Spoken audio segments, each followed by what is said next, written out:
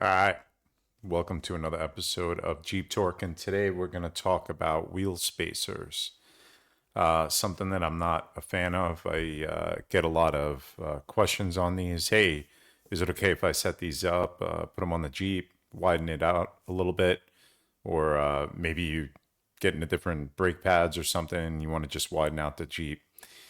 You're going to get different answers to this one. I'm not a big fan of putting wheel spacers, and the reason for that is the amount of load that it puts on your wheel assemblies up front, and then also your axles as well. And then in the back, it'll be more your axles. There's no wheel assemblies, and I'm just not a fan of that. You're putting a ton of pressure, and it's made to be a certain way. All vehicles and all Jeeps. So if you add any sort of spacer to it, you're just kind of pushing that out, and then the whole circumference and the spinning now and the momentum, that load, that power, it just starts to take and kind of put this pressure on your wheel assemblies up front. So I've never been a big fan of using wheel spacers.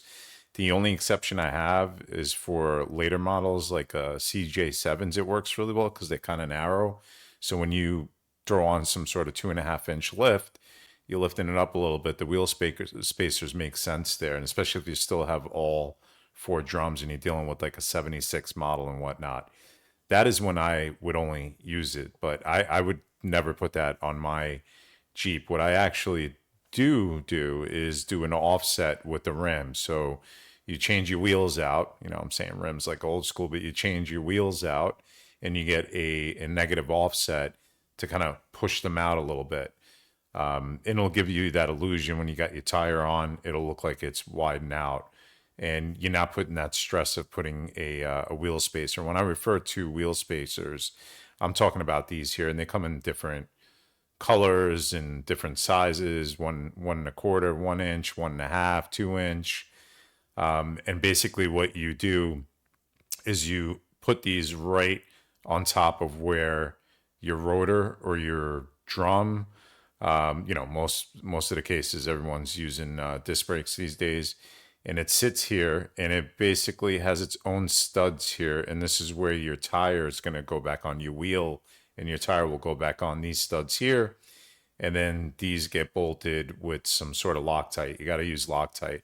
And that's another thing too. If this surface isn't cleaned properly, you throw this on and you don't have this torqued properly, it could come loose. It could cause all sorts of accidents.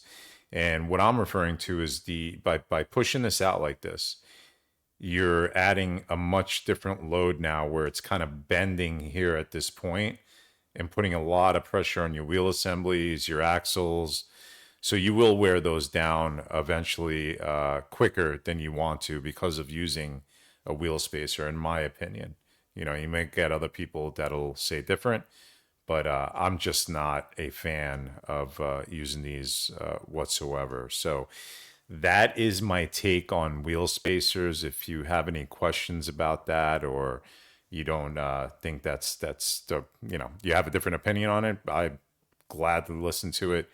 Again, you could reach me on mariojeeptorque.com, or check me out on YouTube at Jeep Torque FL, or hit me up here on TikTok as well. So that's it on the wheel spacers.